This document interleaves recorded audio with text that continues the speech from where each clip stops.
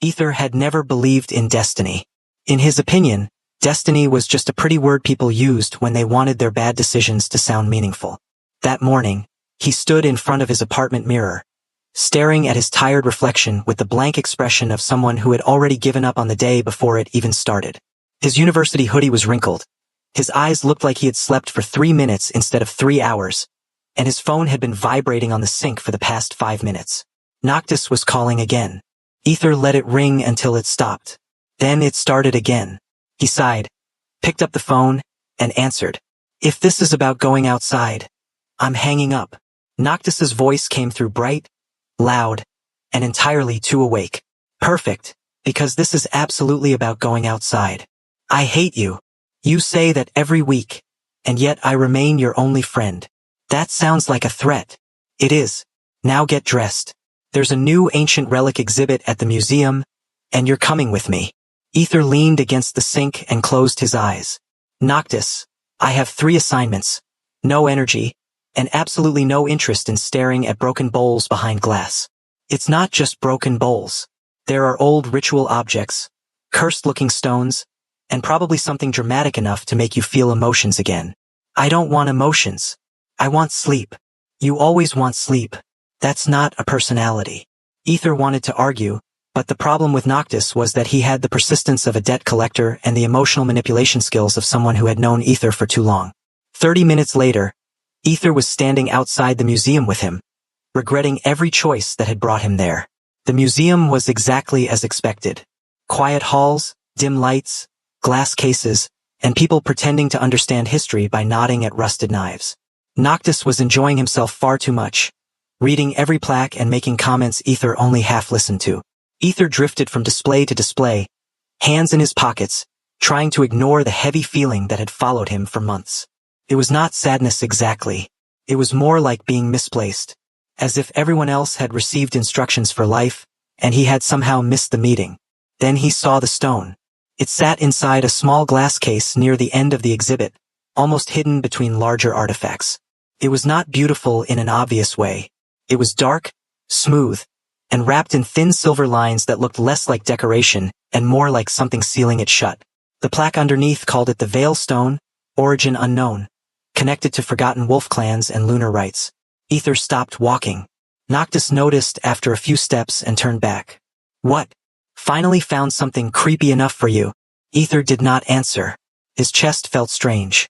Not painful but tight, as if something inside him had lifted its head after sleeping for a very long time. The stone gave off no light, and yet Ether felt like it was watching him. Noctis stepped closer, chewing the straw of his iced drink. "The plaque says people thought it could open paths between worlds. Very dramatic. Very museum gift shop energy." Ether slowly raised his hand. Noctis frowned. "Hey, don't touch the glass." "I know." But Ether's fingers kept moving. The moment his fingertips touched the case, the silver lines around the stone flared with sudden light. Noctis shouted his name, but the sound stretched and warped as if someone had dragged the world underwater. Ether tried to pull back, but his body would not listen. Heat rushed through his veins. Something sweet and sharp bloomed beneath his skin, unfamiliar and terrifying. The glass did not break. The world did. The museum vanished in a burst of white light. Ether felt himself falling, but not downward. He was pulled through pressure, sound, and darkness, his breath trapped in his chest. For one impossible second, he smelled rain, pine, smoke, and something wild that made his entire body shiver. Then he hit the ground. Grass pressed against his cheek. Cold air rushed into his lungs. He coughed, pushed himself up, and stared. The museum was gone. Noctis was gone. The city was gone. Around him stood a forest so vast and old that the trees looked like they had been growing since before humans learned how to name fear. The air was damp, heavy, and alive. Somewhere far away something howled. Ether sat frozen. Then, very calmly, he said, "No, absolutely not." His voice shook, which ruined the effect. He pulled out his phone. No signal. The time on the screen flickered once, then died. Ether stared at the black screen and laughed under his breath. Not because anything was funny, but because panic needed somewhere to go. "This is fine. I touched a cursed rock, got kidnapped by the forest, and my phone died. Great. Very normal. He stood, brushed dirt from his clothes and started walking. He had no plan beyond finding people. Any people. A road, a building, a sign, even a very judgmental farmer would do. But the longer he walked, the stronger the strange heat beneath his skin became, pulsed with his heartbeat. Every breath carried that same unfamiliar scent, sweet and warm, as if it was coming from him.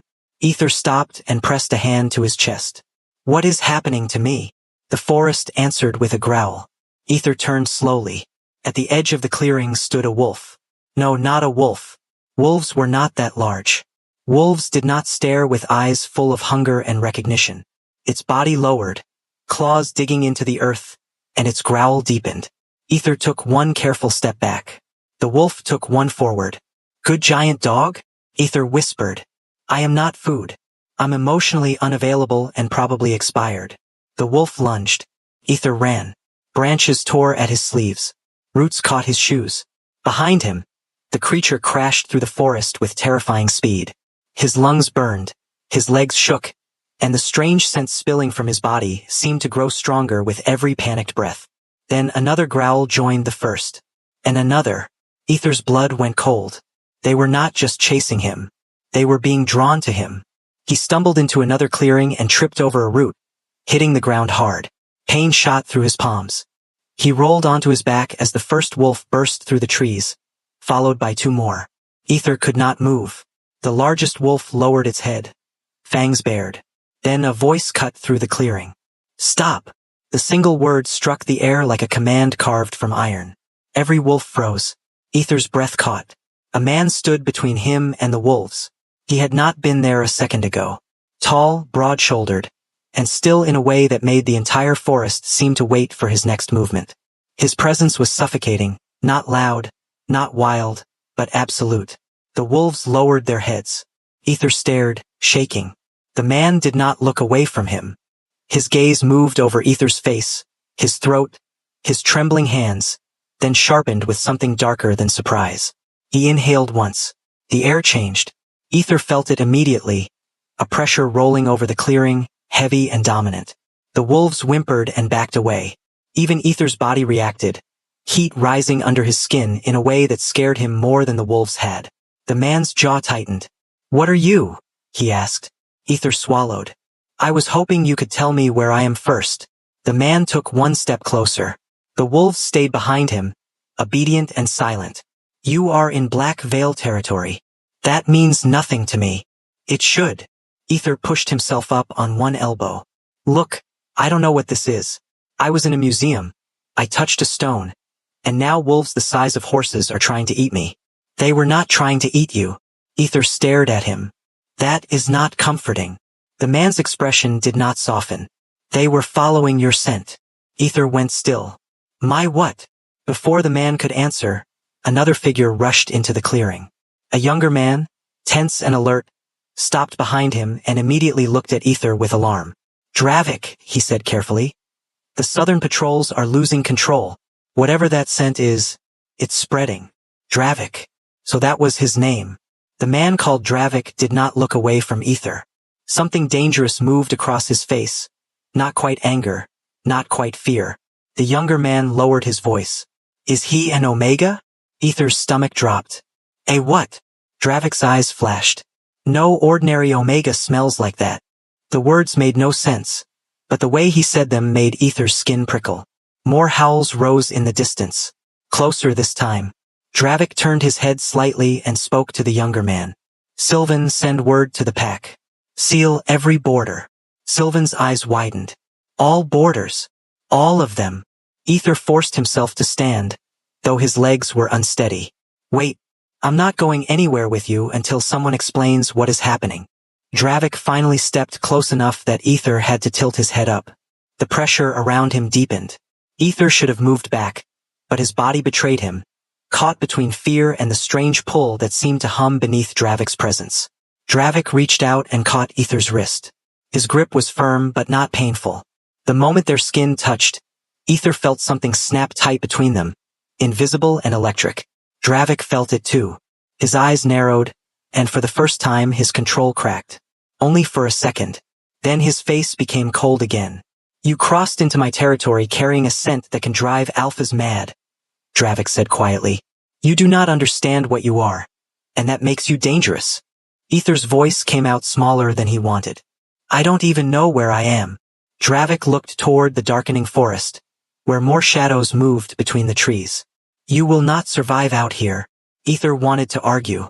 He wanted to pull away, demand answers, wake up, go home, find Noctis, find anything familiar. But another howl tore through the trees, and every instinct in his body screamed that Dravik was right. Dravik turned to Sylvan. Tell the pack this clearly, he ordered. No alpha approaches the Omega. Anyone who disobeys answers to me. Ether's heart pounded. Omega. That word again. Dravik looked back at him, his grip still around Ether's wrist. His voice low enough that only Ether could hear. Until I know why the Veil brought you here, you stay where I can protect you. Ether should have been relieved. Instead, the way Dravik said protect sounded dangerously close to claim. And as the wolves closed in behind them, Ether realized the forest had not been the real danger. The real danger was the Alpha holding his wrist like he had already decided Ether belonged inside his territory. Part 2. The Omega inside the Alpha's territory. Ether had expected many things after being dragged into another world. Death maybe. Madness definitely. What he had not expected was being locked inside the cabin of an Alpha who smelled dangerous enough to make his knees weak every time he got too close. The cabin itself was large but strangely simple. A heavy wooden table stood near the center. Maps spread across it beside several knives and papers written in symbols Ether could not understand. A fire burned quietly against the far wall, filling the room with warmth and the scent of smoke. And underneath it all was Dravik's scent. It was everywhere. On the blankets, on the walls, on the clothes hanging near the door. Dark, heavy, sharp enough to make Ether's heartbeat stumble every few minutes for reasons he absolutely did not want to examine. You keep pacing like that and you're going to wear a hole into the floor. Ether stopped and looked toward Sylvan, who leaned lazily against the doorway holding 2 bowls of something steaming. I'm sorry if being kidnapped into werewolf historical fiction is stressful for me. Sylvan snorted.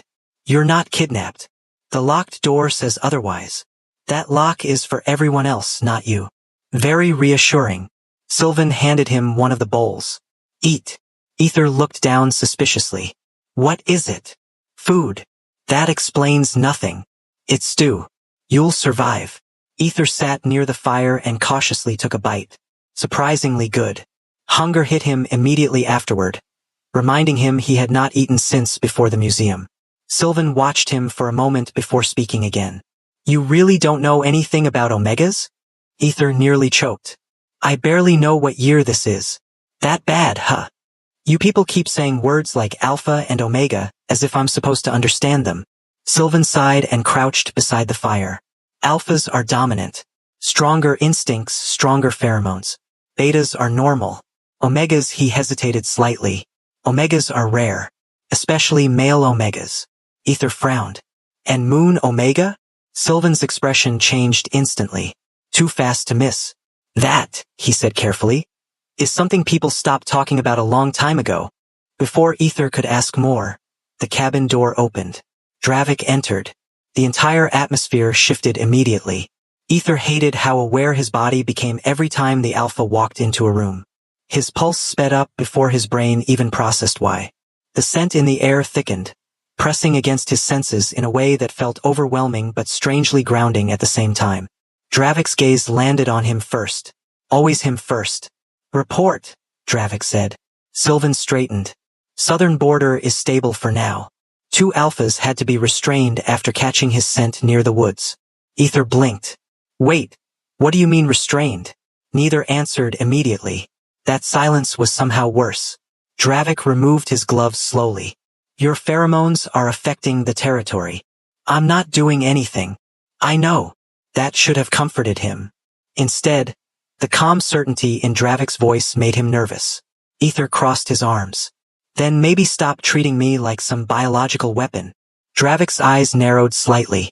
You think this is amusing? I think none of you are explaining anything.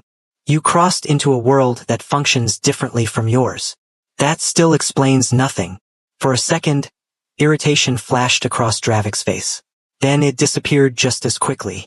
Omegas produce pheromones that affect alphas, he said finally. Normally only during certain periods.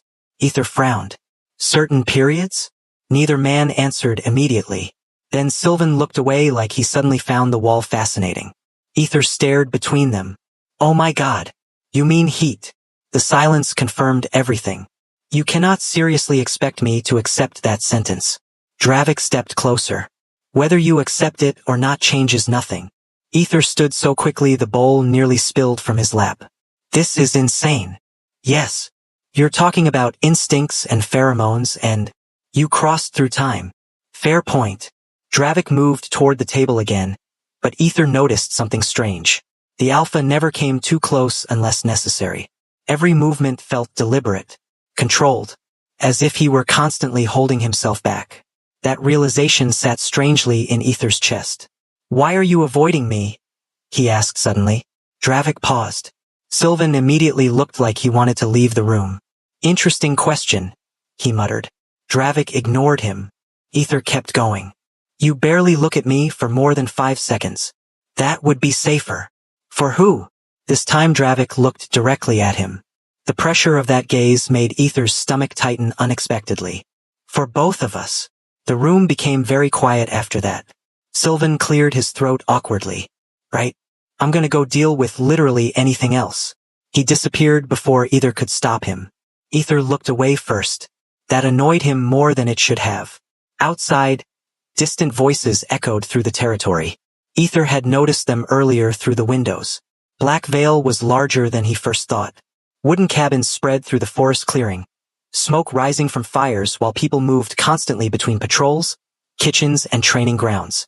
Every time someone passed near the cabin, though, they slowed down. Watching. Curious. Hungry. Ether hated it. What happens if they decide they want me more than they fear you? He asked quietly. Dravik's expression hardened instantly. They won't. You sound very confident. I am. Something in the way he said it sent warmth rushing unexpectedly through Ether's chest. Dangerous warmth. Before he could respond, pain suddenly twisted low in his stomach. Ether sucked in a sharp breath. Dravik looked up immediately. Another wave hit harder this time. Heat flooded through Ether's body so quickly it felt like someone had lit a fire beneath his skin. His knees weakened. The room tilted slightly. Dravik moved before Ether realized he was falling. Strong hands caught his arms. The second Dravik touched him, the strange heat exploded violently. Ether gasped. The scent in the room intensified instantly. Dravik froze. Outside the cabin, several distant growls suddenly erupted. Then shouting. Ether's heart dropped. What's happening? Dravik's jaw tightened. Your heat is beginning. That fast. Another pulse hit him harder than before. His entire body reacted painfully. Sensitive. Burning. Every breath dragged Dravik's scent deeper into his lungs until thinking became difficult. Outside, chaos spread rapidly. Ether heard snarling. Heavy footsteps. Someone slammed against the cabin door from outside. Alpha. Dravik released Ether instantly and strode toward the entrance. What happened? He demanded. A voice answered through the wood. 3 Alphas lost control near the eastern patrol line. The scent is spreading through the territory. Ether felt cold panic crawl up his spine. Because somehow, impossibly, he understood. They were reacting to him. Dravik opened the door slightly, enough to speak without letting anyone see inside. Seal the entire territory, he ordered coldly. No one enters this area. And the unstable Alphas? Knock them unconscious if necessary. Silence. Then the guard asked carefully, What about you, Alpha? Ether looked up sharply. Dravik's shoulders went rigid. I said I'll handle it. The door shut. Ether's breathing had become uneven now. Every inch of his skin felt oversensitive. Even the fabric of his hoodie brushing his arms felt unbearable. Dravik turned back toward him slowly. The scent in the room had become suffocating. Not bad. That was the terrifying part. It smelled safe. Ether hated that his body already recognized it. Dravik stopped several feet away like he was forcing distance between them. You need to stay calm. That advice feels extremely useless right now. Another wave crashed through him. Ether grabbed the edge of the table hard enough to hurt. Dravik inhaled sharply. Ether looked up and immediately regretted it. The Alpha's eyes had changed. Darker. Hungrier. Not violent. Worse. Possessive. Dravik looked away instantly, as if furious with himself. I'm calling Mayloon, he said tightly. Ether swallowed hard. Dravik. The alpha stilled. Why are you shaking?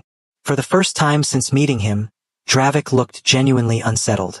Then, quietly, almost like admitting something he hated, he answered, because your scent is making every instinct in me want to claim you. Ether's breath caught. The room suddenly felt too small.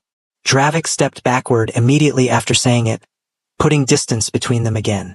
But the damage was already done. Because now Ether knew the terrifying truth. The most dangerous alpha in Black Veil was not avoiding him out of indifference. He was avoiding him because he wanted Ether too much. The first few days after Ether's heat passed were unbearably awkward. Not because anyone treated him badly. That would honestly have been easier. The problem was Dravik. Or more specifically, the fact that Ether could no longer pretend the alpha's presence did not affect him. Ever since the half mark, something between them had changed in ways Ether did not fully understand. He could feel Dravik before seeing him now. Sometimes it was only a faint awareness in the back of his mind, like sensing a storm before thunder. Other times it hit so strongly that his heartbeat shifted the moment Dravik entered the territory. It was deeply irritating, especially because Dravik seemed determined to act as if none of it existed. The alpha had gone back to his old habits almost immediately. He kept conversations short, avoided unnecessary physical contact, and buried himself in pack duties from sunrise until late into the night. If anything, he seemed even more controlled than before, which only made Ether more aware of every tiny crack in that control. Like the way Dravik's gaze lingered half a second too long whenever Ether laughed. Or the way his scent subtly intensified whenever another alpha stood too close. Or the fact that Ether kept catching him watching from a distance when he thought nobody noticed. It started with the children. Ether had been sitting near one of the communal fires one afternoon, trying unsuccessfully to explain card games to 3 curious pack kids, when the smallest one climbed directly into his lap without warning. You smell nice, the child announced confidently. Ether blinked. That sounds slightly threatening in this world. The older boy snorted. Lior says that to everyone. No, I don't. Yes, you do. Ether laughed before he could stop himself, and the sound startled him slightly. He had not realized how long it had been since laughing felt natural. More children slowly gathered after that. Then adults. Not all at once, but little by little. The Black Veil pack stopped looking at him like a dangerous creature and started looking at him like a strange but harmless disaster they had somehow collectively adopted. Ether cooked one evening because he got tired of watching warriors burn meat over open flames like it personally offended them. That somehow turned into half the territory gathering around the fire asking questions about food from the future while Sylvan loudly declared Ether a revolutionary genius for inventing pancakes. They already existed, Ether protested. Not here they didn't. You people are way too impressed by sugar. You underestimate morale. Even Sereth, the pack's sharp-tongued lead warrior, reluctantly admitted the pancakes were acceptable, which Sylvan treated like historical diplomacy. The strange thing was that Black Veil no longer felt as frightening as it once had. The territory still held danger. Ether saw it constantly in patrol reports, in scars carried by warriors, in the way pack members instinctively reached for weapons whenever unfamiliar scents drifted near the borders. But beneath all that, there was warmth. People argued while preparing meals. Children chased each other through the clearing. Warriors trained together until sunset. For the first time in a very long time, Ether found himself sitting among other people without feeling alone. And somehow, Dravik noticed that before Ether did. One evening, Ether remained near the fire after everyone else had gone inside. The forest around Black Veil hummed quietly with insects and distant wind while sparks drifted upward into the dark sky. He did not notice Dravik approach until the familiar scent wrapped around him. You're awake late again, Dravik said. Ether glanced sideways. You say that like you sleep. Dravik stood beside the fire, arms crossed loosely over his chest. I sleep enough. That sounds like a lie. A faint expression crossed the alpha's face, gone too quickly to fully read. Ether stared into the fire again. The children told me you used to be worse. Dravik raised an eyebrow. Worse? Apparently before I got here, everyone was scared to speak around you. That was probably smarter. Ether snorted softly. See, that right there is exactly the problem. Dravik looked at him quietly. What problem? You act like being respected means everyone should fear you. For a moment, silence stretched between them. Then Dravik spoke more quietly than before. Fear keeps people alive. Ether turned toward him fully this time. And does it keep you alive? The question landed harder than expected. Dravik looked away first. That surprised Ether enough that he did not speak again for several seconds. Finally Dravik exhaled slowly. You ask dangerous questions. You avoid honest answers. Another silence settled between them, but it no longer felt uncomfortable. That was becoming a problem too. Later that night, Ether woke suddenly in the dark. Something felt wrong. Not dangerous exactly. Restless. He sat up slowly inside the small room Dravik had given him beside the main cabin.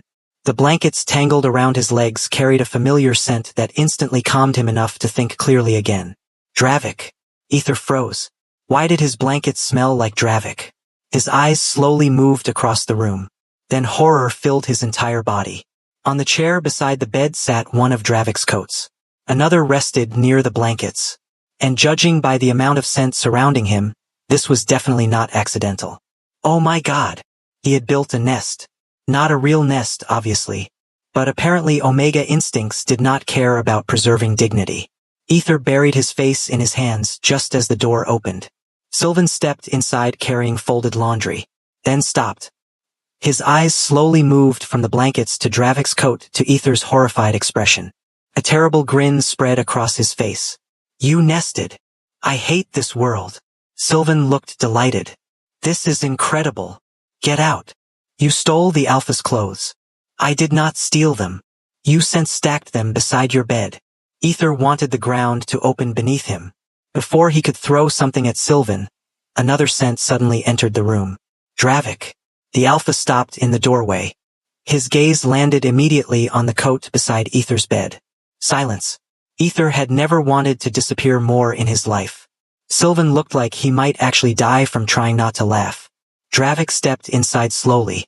Ether refused to look directly at him. This is not what it looks like, he muttered weakly. You built a nest, Dravik said calmly. That sentence should not exist. To Ether's absolute horror, amusement flickered briefly in Dravik's eyes. Actual amusement. Then Dravik walked closer, picked up the coat beside the bed, and draped it carefully over the chair again. The movement should not have felt intimate, but it did. Especially when Dravik's scent deepened warmly around him afterward. You'll sleep better with it nearby, the Alpha said quietly. Ether stared at him. You're not making fun of me? No. Why? Dravik held his gaze for a long moment before answering. Because your instincts trust this territory enough to rest. Something unexpectedly soft settled in Ether's chest. Before he could respond, shouting suddenly erupted outside. The warmth in the room vanished instantly. Dravik turned toward the door, expression sharpening. Sylvan's smile disappeared too. Ether stood quickly. What happened? A young warrior burst inside without knocking. Alpha. Border Patrol spotted Shadowfang scouts near the eastern cliffs. Dravik's entire presence changed. Cold. Dangerous. Who's Shadowfang? Ether asked quietly. Nobody answered immediately. That alone was enough to make tension crawl down his spine. Finally Sylvan spoke grimly. Another pack. The young warrior hesitated before adding the next words. They weren't just scouting. Dravik's eyes narrowed. Explain. The warrior swallowed hard. They were asking about the moon Omega. Silence slammed through the room. Ether felt it instantly. The atmosphere changed so sharply it was almost physical. Dravik's scent darkened violently. Predatory. Lethal. Did they give a name? He asked softly. The warrior nodded once. Xeric.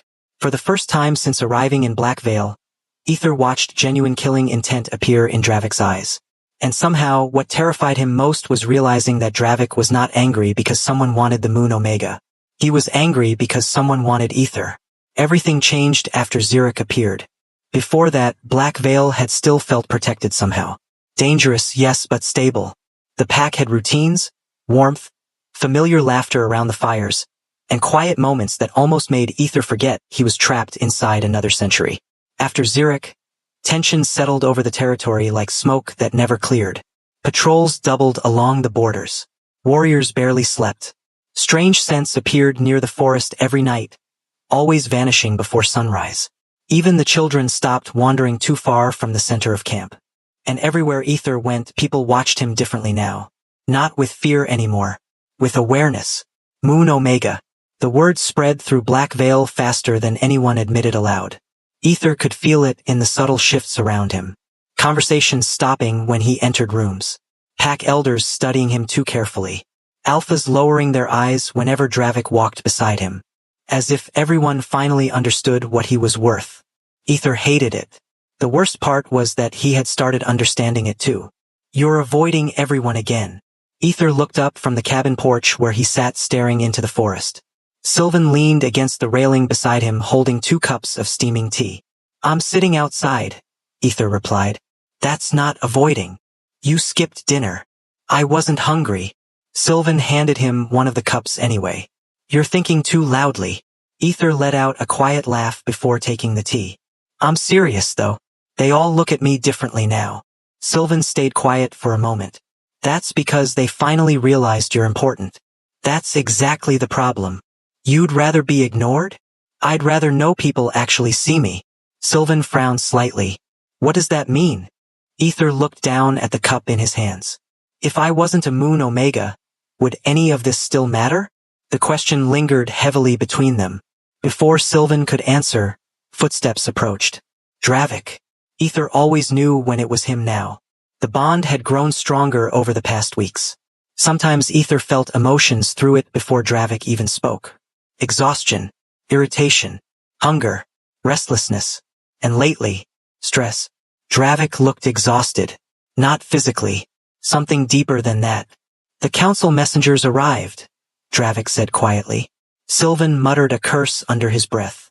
Already, Ether frowned. What council? The Alpha Council, Sylvan answered grimly. The packs ruling the northern territories. Ether looked between them slowly. And they want me. Neither denied it. That told him enough. Dravik's expression hardened immediately. You will stay inside the territory until this is handled. Ether stood.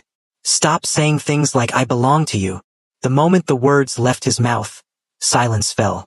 Dravik's jaw tightened. Sylvan immediately disappeared without another word. Coward. Ether exhaled sharply and rubbed a hand over his face. That's not what I meant. Then explain it. Ether looked up and instantly regretted it. Dravik was standing too close again, and lately that had become dangerous in ways neither of them fully controlled anymore. I'm tired, Ether admitted softly. Every conversation is about what I am instead of who I am. Dravik's expression shifted slightly. Ether laughed bitterly. Moon Omega this, Moon Omega that. It feels like people stopped seeing me the second they learned the name. Dravik stared at him for a long moment before speaking. I see you. The quiet certainty in his voice hit harder than it should have. Ether looked away first. That was becoming a pattern he hated. The next 3 days only worsened everything. The Alpha Council arrived at Black Veil with armed escorts and enough arrogance to poison the entire forest.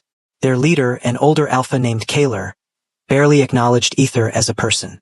He should be transferred to neutral territory, Kaler stated coldly during the council meeting. Moon Omega's destabilize hierarchy. He is not an object to transfer, Dravik replied. He is a risk. He is under my protection. Kaler's eyes narrowed.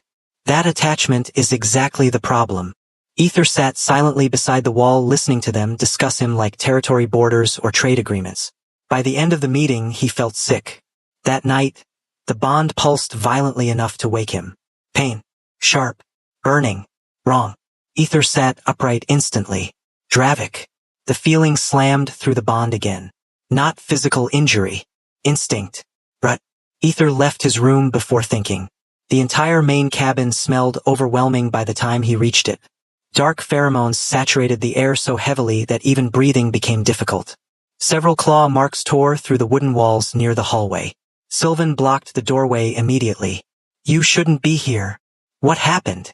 Rut triggered early. Ether's stomach tightened. Because of me? Sylvan did not answer. Which was answer enough. Another violent pulse hit through the bond. This time Ether actually heard Dravik growling somewhere deeper inside the cabin. Not angry. In pain. Ether stepped forward immediately. Sylvan grabbed his wrist. If you go in there right now, his instincts could. I know. You really don't. Ether slowly pulled free. Maybe not. But he's alone. Sylvan's face changed then, something almost pitying crossing it briefly. He locked himself away to protect you. And now I'm going in because I trust him. Without waiting for permission, Ether walked deeper into the cabin. The scent hit him first. Overwhelming alpha pheromones wrapped around him instantly, hot and sharp enough to make his knees weaken. The deeper he walked, the stronger the bond pulled. Then he found Dravik. The alpha sat against the far wall of his room, breathing unevenly. His eyes glowed unnaturally bright in the darkness, and his claws had partially shifted deep enough to cut into his own palms. The second he saw Ether, panic flashed across his face. Leave. Ether stayed where he was. Now. You're hurting yourself. Dravik stood abruptly, breathing rougher now. Do not come closer. Ether's heart pounded painfully, but not from fear. Dravik looked genuinely terrified. Not of losing control. Of hurting him. I can smell your fear, Dravik said harshly. You're wrong. Dravik stared at him. Ether took another slow step forward. I'm not scared of you. You should be. Why? Because every instinct I have is screaming to claim you. The words should have frightened him. Instead, Ether felt his chest ache. Because Dravik looked miserable saying them. Ether moved before he could overthink it. He crossed the room, grabbed Dravik's face with both hands, and kissed him.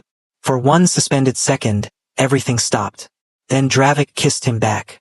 Hard. Desperate. Not controlled anymore. Ether felt years of restraint breaking beneath that kiss. Every buried instinct, every sleepless night, every moment Dravik forced himself to stay distant shattered all at once.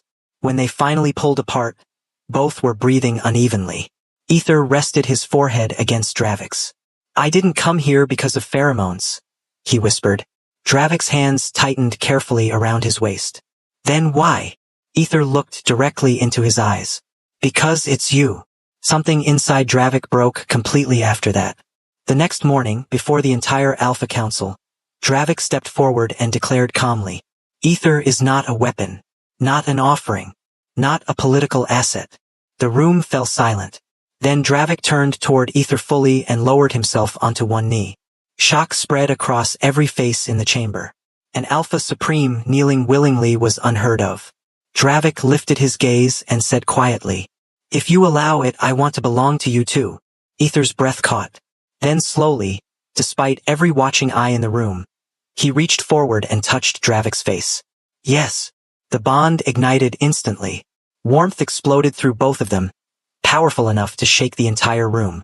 Ether gasped as emotions rushed violently through the connection. Relief, devotion, fear, longing. Not instinct. Love. Then suddenly the veil stone hanging around Ether's neck flared with violent light. The entire chamber trembled. And somewhere far beyond Black Veil's borders, something ancient awakened in response.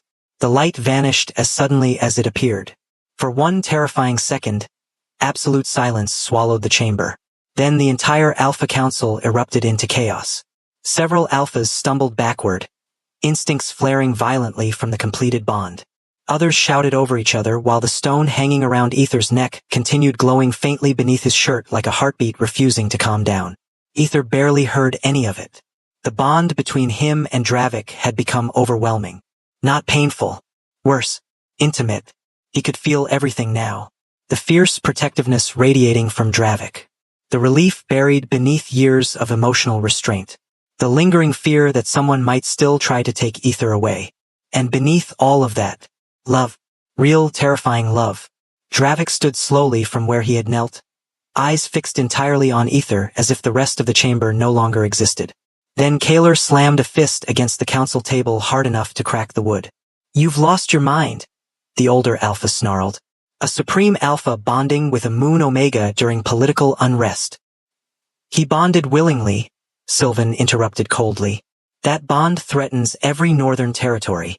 Dravik's expression hardened instantly. Then perhaps the territories should reconsider threatening what belongs to Black Veil. The room went deadly quiet again.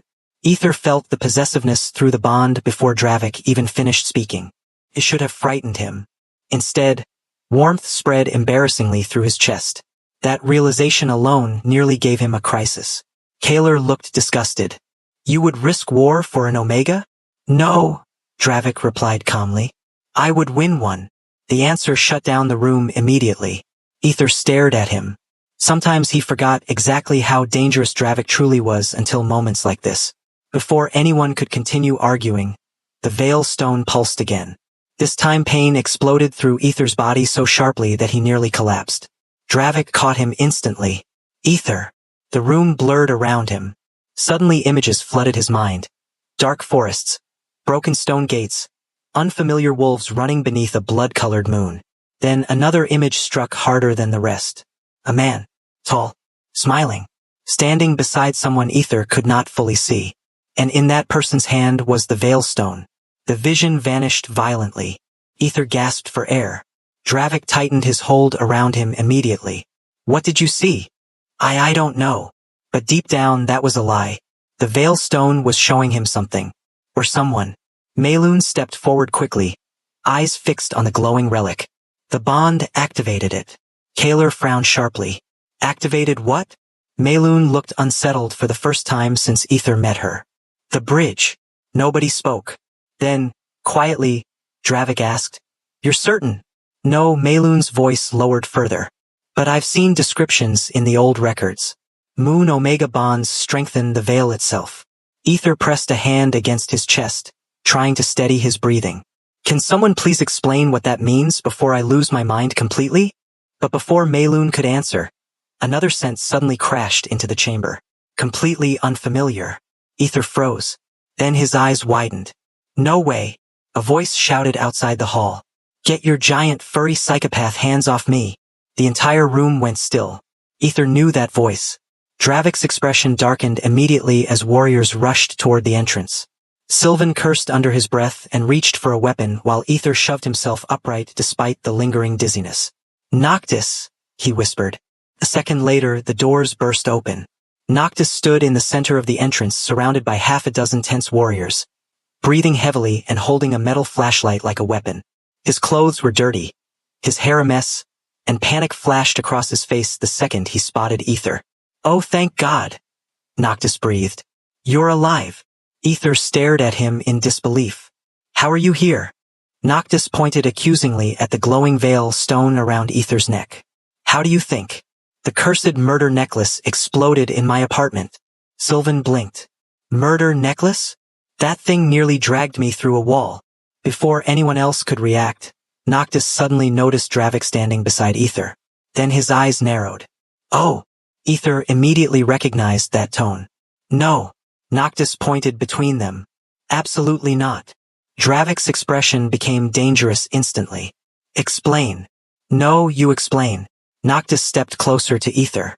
Why does this terrifyingly attractive medieval war criminal smell like you? The chamber became painfully silent. Ether wanted to disappear. Dravik's gaze shifted slowly toward him. He can smell the bond? Oh my God. There's a bond? This is not helping, Ether muttered. Noctis looked genuinely horrified now. You bonded with a werewolf alpha? Technically, yes. Technically. A little. Dravik crossed his arms. Who exactly is he? My best friend. Ether answered quickly before anyone decided Noctis was suspicious enough to stab. Noctis looked around the chamber slowly, finally processing the dozens of armed alphas staring at him. Then he lowered the flashlight slightly. Okay, wow. This is way worse than I imagined. Despite everything, Sylvan snorted. The tension in the room cracked slightly after that, but not for long, because Noctis reached into his jacket pocket and pulled something out. Another fragment of the Veil Stone. The instant it appeared, Ether's stone reacted violently. The entire chamber shook again. Mayloon's face lost all color. That's impossible. Noctis frowned. You mean this? He held up the fragment awkwardly. It started glowing after Ether disappeared. I touched it and suddenly got teleported into Wolf Hogwarts. The two stones pulsed together. Then Ether heard it. Not with his ears. Through the bond. Dravik's fear. Sharp. Immediate. Ether turned toward him slowly. You think I'm leaving? Dravik did not answer. That silence hurt far more than Ether expected. Noctis looked between them awkwardly. Wait, you can go back, right? That's good news. Nobody responded. Because suddenly it wasn't simple anymore. Ether thought about his apartment, university, electricity, his normal life. Then he thought about Black Veil, the pack, the fires at night, Lior climbing into his lap, Sylvan's sarcasm, and Dravik. Always Dravik. The realization hit him so hard it almost frightened him. This place felt like home now. Noctis stared at him carefully. Ether. Ether swallowed hard. I don't know if I can leave. The words shattered something in the room. Dravik looked away immediately. Not because he was angry. Because hope had appeared so suddenly in the bond that it terrified him. Noctis looked stunned. You're serious? I didn't mean for this to happen. But it did. Ether nodded weakly. Silence settled heavily around them until Mayloon finally spoke. There may be another way. Everyone turned toward her. The older woman stared at the two glowing stone fragments carefully before continuing. The Veil Stone was never truly meant for time travel. Ether frowned. Then what is it for? Mayloon looked directly at him. It creates paths between connected souls. The chamber fell silent again. The veil reacts to emotional resonance, she continued softly. Strong enough bonds can open bridges between worlds. Ether's pulse quickened. You mean, you may not have to choose only one world. Before anyone could process that fully, a horn suddenly sounded outside Black Veil's borders. Long, sharp, dangerous. Sylvan's expression darkened immediately. That's Eastern Patrol. Dravik moved instantly toward the doors. Then another horn echoed through the territory. And another. War signals. A warrior burst into the chamber moments later, breathing hard. Alpha, he said urgently. Shadowfang crossed the eastern border. The room went still. Then the warrior spoke the next words directly to Dravik. Xeric brought an army. Black Veil had never been quiet before. Even during winter storms, there had always been noise somewhere in the territory. Training weapons striking against each other. Children running between cabins. Laughter near the fires. Voices drifting through the forest late into the night. Now everything felt different. War had changed the territory. The battle against Shadowfang lasted until dawn. Ether still remembered the smell of blood in the air, the sound of Berserk Alphas losing themselves completely, and the terrifying moment Xeric nearly severed the bond between him and Dravik. But what haunted him most was what happened afterward. The silence. Because when Ether released the full power of the Moon Omega, the war did not end with death. It ended with surrender. The moment his pheromones spread across the battlefield, the frenzy shattered. Rage dissolved. Berserk instincts collapsed beneath overwhelming emotional resonance. Wolves shifted back into human form, trembling and confused, unable to understand why the hatred burning inside them had suddenly vanished. Even Xeric had frozen. Not defeated. Calmed. That frightened everyone more than violence would have. Including Ether himself. 3 days later, he sat alone beside the river near Black Veil's borders, staring blankly at the Veil Stone resting in his palm. The glow inside it had become unstable, sometimes faint, sometimes violently bright. Mayloon's words repeated endlessly in his mind. Every crossing weakens the connection between worlds. Ether rubbed a tired hand over his face. Of course nothing can ever be simple. You say that often. Dravik's voice pulled him from his thoughts immediately. Ether looked up as the Alpha approached slowly through the trees. The bond between them had changed after the war. Felt deeper now. Quieter. No longer overwhelming, but constant. Like something living beneath his heartbeat. Dravik sat beside him without speaking. For a while neither of them did. The silence felt comfortable now. Dangerously comfortable. Finally Ether glanced sideways. You've been avoiding me. Dravik's gaze stayed on the river. I've been giving you space. That's not the same thing. No, Ether sighed softly. I know what you're doing. Dravik finally looked at him then, expression unreadable. You think I'm going to leave? The Alpha stayed silent long enough to answer everything.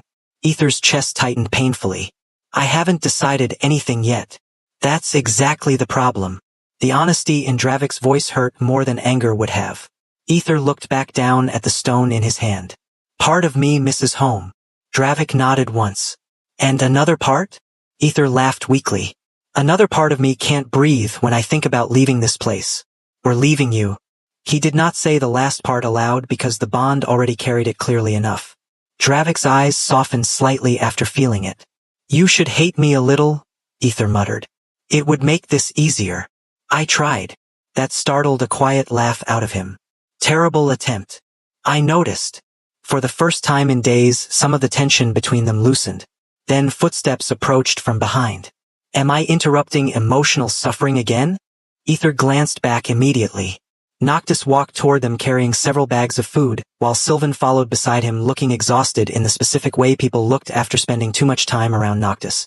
You two are disgustingly dramatic, Noctis announced. I leave for 20 minutes and suddenly the atmosphere feels like a funeral. Sylvan snorted quietly. You say that like you aren't equally dramatic. I'm dramatic in a charming way. You nearly started another border incident because someone called you weak. He insulted my modern masculinity. Ether laughed despite himself. The sound seemed to ease something in Dravik immediately. Noctis noticed too. His expression softened slightly before he sat beside Ether. You look less dead inside today. Thank you. I think. You're welcome. For the past week, Noctis had adapted to Black Veil with alarming speed. Faster than Ether honestly expected. The pack adored him because he talked constantly. Sylvan tolerated him because apparently fate enjoyed irony, and somehow he had already convinced half the younger warriors that basketball was a sacred combat ritual from the future. Ether still did not know how that happened. What did Mayloon say? Noctis asked more quietly. Ether's smile faded slightly. The bridge can work. Sylvan frowned. But? Ether stared at the Veil Stone. Every crossing drains energy from both worlds. Too many crossings too quickly could eventually destroy the bond. Silence settled over the group. Noctis spoke first. Meaning eventually you'll have to choose. Ether nodded once. Not now. But someday. The realization sat heavily in all of them. Dravik looked toward the forest quietly before speaking. Then we used the time we have. Ether looked at him slowly. The Alpha's expression remained calm. But the bond carried the truth clearly. Dravik hated this. He hated knowing there might one day be a world where Ether could no longer return. But despite that fear, he was still willing to let Ether choose freely. That mattered more than Ether knew how to explain. A week later, the first crossing finally happened. The entire pack gathered near the ancient stone ruins beneath Black Veil territory while Mayloon prepared the Veil Stone carefully. Blue light spread across the old symbols beneath their feet as the air itself began trembling softly. Ether's heart pounded painfully. Modern world. It suddenly felt unreal after everything that happened. You ready? Noctis asked quietly beside him. Not even remotely. That sounds about right. Mayloon stepped forward. Remember this carefully. Emotional focus stabilizes the bridge. Fear destabilizes it. Ether nodded slowly. Then he turned toward Dravik. The Alpha had barely spoken since morning. Now Ether understood why. Leaving hurt both of them through the bond. Dravik stepped closer slowly until only a small distance remained between them. When will you return? He asked quietly. The question almost broke Ether's heart because Dravik sounded careful asking it. As if preparing himself for disappointment before hearing the answer. Ether reached up and touched his face gently. A few days. Dravik closed his eyes briefly at the contact. Then he leaned down and rested his forehead against Ether's. Too long. Warmth spread painfully through Ether's chest. You'll survive. Barely. That earned a small laugh. The Veil Stone suddenly flared brighter. The bridge was opening. Noctis stepped beside him while the air around them rippled violently. Ether looked at Dravik one last time. Then quietly promised. I'll come back. The light swallowed them whole.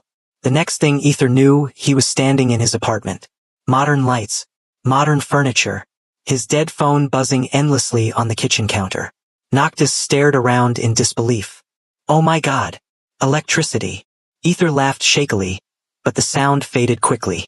Because despite finally returning home, something felt missing. Or rather someone. 3 days later, Ether stood once again beneath the ancient ruins of Black Veil. The crossing back hurt more than expected. His entire body ached afterward, exhaustion pulling heavily at his limbs. But the moment he stepped through the veil again, the bond reacted instantly. Dravik was already there waiting, like he had never left. The Alpha crossed the distance between them in seconds and pulled Ether into his arms so tightly that breathing became difficult. Neither spoke at first. They simply stood there holding each other while relief flooded violently through the bond. Finally Dravik pulled back just enough to look at him. "How long this time?" he asked softly. Ether smiled tiredly. "Long enough for you to hate watching me leave again." For the first time since the war ended, Dravik smiled without restraint. Then he kissed Ether slowly beneath the glowing ruins while Black Veil's lights flickered warmly in the distance. And somewhere between two worlds, Ether realized he had finally found something worth crossing time itself to keep. And somewhere between two worlds, between instinct and choice, between fate and love, Ether finally understood what home truly meant. Not a place, not a time, but the person waiting for you at the end of every road. Thank you so much for listening, and I'll see you in the next story.